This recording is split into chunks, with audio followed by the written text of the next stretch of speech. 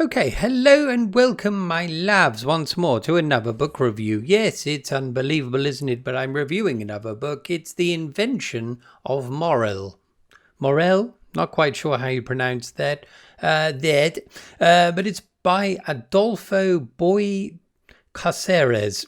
Apologies for the pronunciation, my loves. This is originally written in Spanish, an Argentinian author. This was originally published all the way back in 1940. Yes. This is quite an old story. I didn't realize this. No, so first of all, I should say that Cody, also known as Atop, down in the Palace of Pleasures, the Discord for this channel, recommended this book. Was it him? No, it might have been Brittleby, actually. Apologies. As ever, shambolic attribution of fucking hell, my lads. Right, today I'm trying as much as possible to stay calm, not be quite so manic. Let's cool it all down a little bit more. No notes. Because I've realized the more I structure my videos, the worse they are. Although that is debatable, of course. Anyway, let's have a look. At the beginning, there is an introduction, my lab. So anything of any worth from back in the day normally has an introduction written by an intellectual. And this one happens to be written by someone, oh dear, I'm going to butcher this as well. Jorge Luis Borges. You get the idea. This was written back in the introduction was written back in 2003. I started reading this. I got a couple of pages in, and I just couldn't be asked.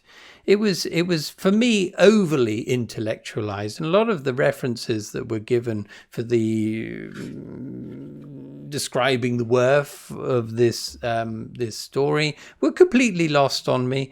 And I always think when an introduction is harder to read than the actual story, they've missed a step there, really, in they're tying themselves up in knots, trying to work out what the book is about, perhaps, rather than just, well, maybe, I don't know. It's just me. What do you think? What do you think about introductions in books in general? I tend to avoid them, although I am a completionist and I like to read every single word contained within the covers, usually to the detriment of the story, I must say. Sometimes there are spoilers in those introductions. Can you believe that?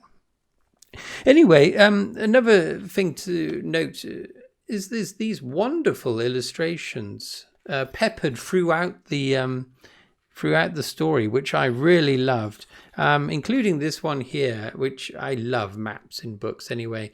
But as this story all takes place on a small island, a very small island, it did help for me to envisage where things were. Despite the size of the island, it's very small. It's nice to know where things are. That's me, I suppose. But anyway, that illustration there of a map, I think, references the original book cover, the first edition, and I think it was illustrated by a long-term, lifelong friend of the author. I got that off Wikipedia earlier. Yes, that's all I looked at. I was trying to find a pronunciation of the name. Can you believe it? Morel? But anyway, there we are. There's another lovely illustration there. Okay, so what's this all about, my loves?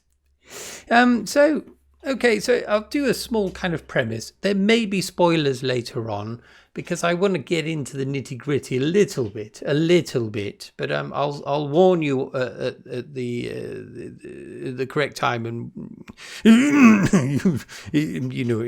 fuck you. This is about a fugitive. He's somehow managed to get to this remote island, I think somewhere in Polynesia, I'm not quite sure, but he's come from Calcutta, I believe. Again, I may have misremembered this. And he's committed some kind of heinous crime. We never discover what it is, but he is paranoid that they're still after him. And so he's gone to this island that has these rumors about it, that it's potentially contains some kind of plague, or it's affected in some way. And people that go there tend not to live very long. They lose their minds. Eventually they die. So he's that desperate. He's gone to this place.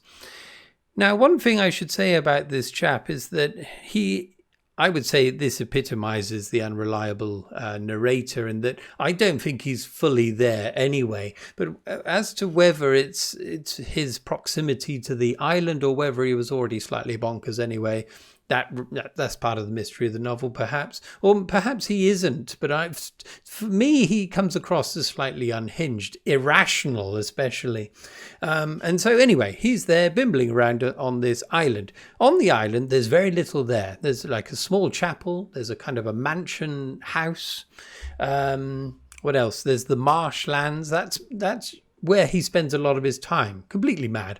But the marshlands are quite dangerous because twice a day there's this tide that sweeps in that's quite unreliable. He never knows quite when it's going to arrive. So there's something a bit odd about the geography of this place and how things work.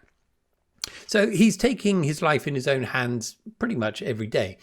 He hasn't got any food either. He's eating roots and various things that may potentially be poisoning him as well. So there we are. We've got this chap. I haven't even said his name, have I? I never remember the names of characters. Bear with me. I don't think it doesn't really matter. I don't think names matter that much when you're talking about a book, but there we are. He is called...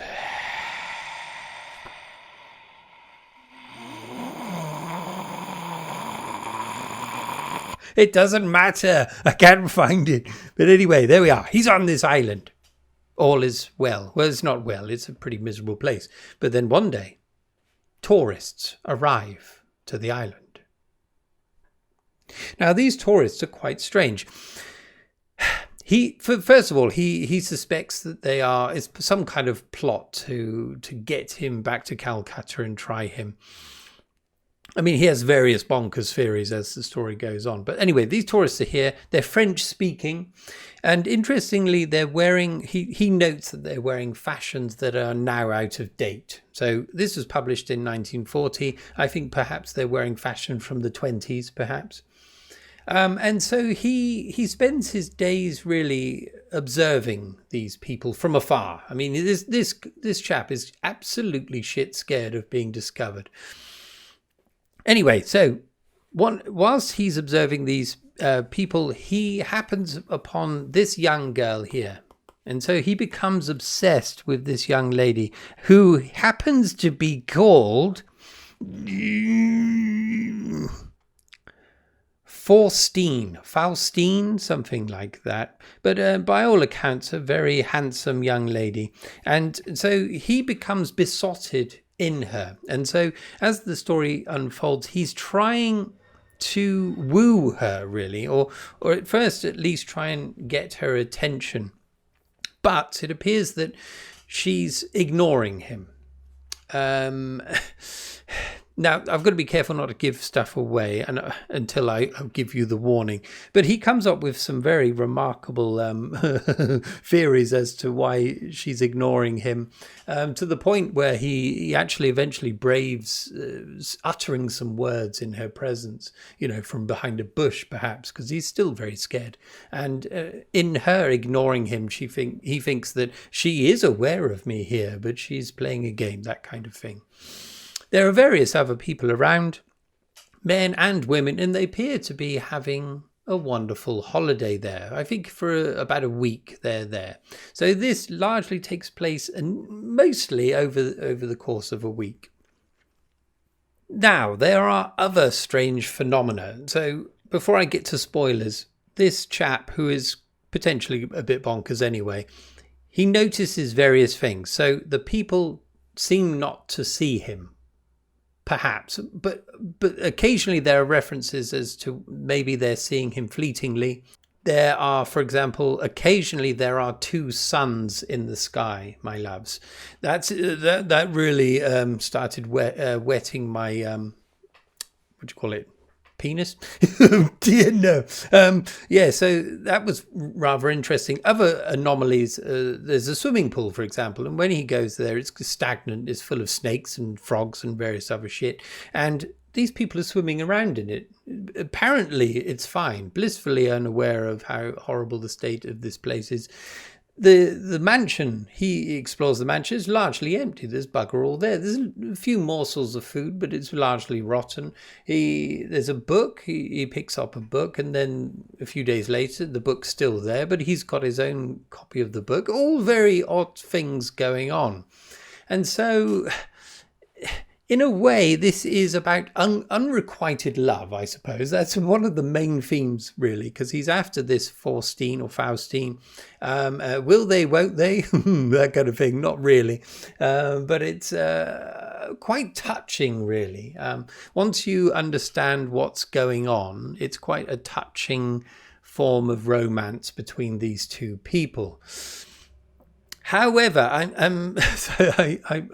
did a little comment about this on the Discord, and Christian, who is an Argentinian gentleman himself, I said this chap seems a bit not only delusional but somehow creepy in his pursuit of this young lady, as though it's his right in a way to pursue her in the way he does, hiding behind bushes and largely being quite miffed at her for ignoring him on various occasions. And I was thinking, I don't like that. But Christian was saying, well, anything of its time, set around this time, that's what men were like, unbridled, filthy men, thinking that they can do whatever they like. Women are nothing, that kind of thing. So, yes, perhaps of its time, but it's also a reflection of perhaps how unhinged this chap is. He's besotted in someone that he's never even spoken to. Just her appearance. She's wonderful. We'll be wonderful together. I and her motherfucker. She and I. That's what I should have said. Okay, so I can do a little reading because I dog-eared one page because it really interested me. Remember, of course, that this was written in the 40s. Well, it was published in 1940. And so there is a possibility that you consider that perhaps this island could be suffering from radiation. There could be radiation exposure there or something of that nature. But of course, I don't know if generally radioactivity was well known then, perhaps. I'm sure it was. I forget what I'm saying. But anyway, there's a certain point in the book, it's roughly halfway through, where our protagonist is speculating about the nature of these people, these interlopers on his island. And one of them really, really interested me. So here we go. It occurred to me, precariously, that these could be beings from another planet, whose nature is different from ours, with eyes that are not used for seeing, with ears that do not hear. I remembered that they spoke correct French. I enlarged the foregoing monstrosity. This language may be a parallel attribute of our worlds, but the words may have different meanings. That was really interesting, a really interesting little morsel there. And indeed, they could have been space tourists, couldn't they? Kind of aping human rituals or activities, speaking the language but not fully understanding it, not being able to fully see this chap, not being able to hear him. It would explain a lot, wouldn't it? But yes, that's one little idea he has. He has many theories, and some of them are completely, absolutely bonkers. And he has a dream at one point. I think it's concurrent to this speculation about aliens, that he's actually in a mental institution at the moment. Well, this is the dream he has, but there we are. Anyway, let's get to kind of spoilery territory here. The title, as the title suggests, The Invention of Morel. I thought when I first read the title, I didn't know anything about the book when I started reading it. I thought The Invention of Morel, the invention of a character or a person or something called Morel. It is in fact what it appears to be. It is an invention, and Morel invented the devil. Now, this invention is ensconced within the island. There's machinery that's kind of sealed away in a part of the island. And this is wonderful, my loves. Definitely skip this if you want to read it. But this machinery allows everything that happens on the island to be recorded holographically, more or less, down to the soul potentially. So it's taking these people, recording their activities over the course of the week, and then replaying this every single, well, forever, basically, because the machinery is powered by tidal forces. So there's an endless supply of power until, sea levels rise or fall or whatever. And so what this chap is encountering are holograms, really. And so he's falling in love with a hologram of a woman that's likely been dead, or this was a long time ago. So that's quite a bittersweet realization, I suppose, that he has.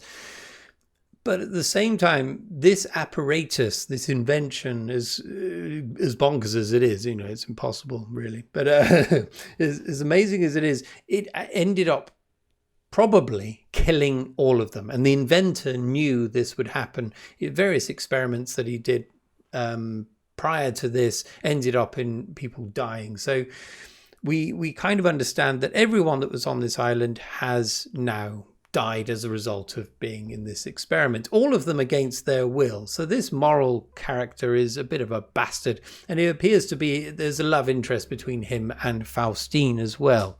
And so he's kind of, it's like a horrible kind of form of mass suicide. Well, the others are unwitting participants in it, but perhaps, he wants to be with her forever, wants to have a wonderful week and have it last forever.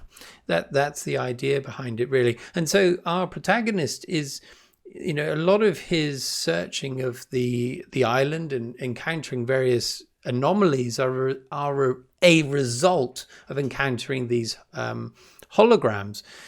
But the holograms are it's like solid state holograms, like old Rimmer off Red Dwarf. So, at one point he seals himself back in a room that he's previously knocked the wall down. So this is where the machinery is. And then so the hologram's reformed and the wall is impervious again. He can't break through the wall. I didn't quite understand that bit, actually, but there we are. And the doubling of the sun, for example, that's really interesting. So that's the sun as it was then is being projected within the local environment, but it's obviously off slightly because of the rotation, well, no, the position of the Earth relative to the sun. You know what I'm talking about. So yes, various things like that. So it all kind of makes sense. The drawback being that once you know it all, it lessens the impact of the story, I would say. I would rather not really entirely know what it is. But one poignant part about the end of the story, mega spoiler here, my loves, this is the end here. Once our protagonist understands what's going on, he decides, he somehow works out how this machinery works. It's really, actually, this last bit is quite wonderful. He spent so much time around these people. He's learnt their activities, their routines off pat. So he then uses the machinery to record himself into it. So he knows where Faustine is all the time, and the conversations that he has with her kind of makes sense. So she's kind of become an actor within his fantasy, and he's recording himself in it. So he's carved for himself an eternity where he's fulfilled his dreams of being with Faustine, albeit in a very demented way. But there we are. Yes, I did like that last bit of the ending. And of course, we needed to know how everything worked for that last bit to play out. Okay, so if we come down to the grubby necessity of giving this book a rating, I would give it... I haven't even thought about this. I would say 3 out of 5. I did enjoy it, but at times especially at the beginning, it meanders like a motherfucker. The unreliable narrator part, it vexed me occasionally. But the main bones of this story are quite beautiful, I would say. Beautiful and poignant, dark, and it makes you think, obviously, of a possibilities. That one about, potentially them being from another planet. I love that. And all the way through it, I was trying to work out what the devil is going on. I thought he might have been a ghost. I thought they were all ghosts. Various different possibilities ran through my head. But in the end, once you find out, isn't ever quite as good, is it? But the payoff at the end was definitely worth it. So yes, 3 out of 5, I would say. Yes, let's leave it there. How did that go? Look at that, completely unplanned, and it went off without any hitches whatsoever. Anyway, right, there we are. That's another book done. Fucking nailed it. Right, I've also read The Vanishing Tower and The Bane of the Black Sword. Is that what it's called?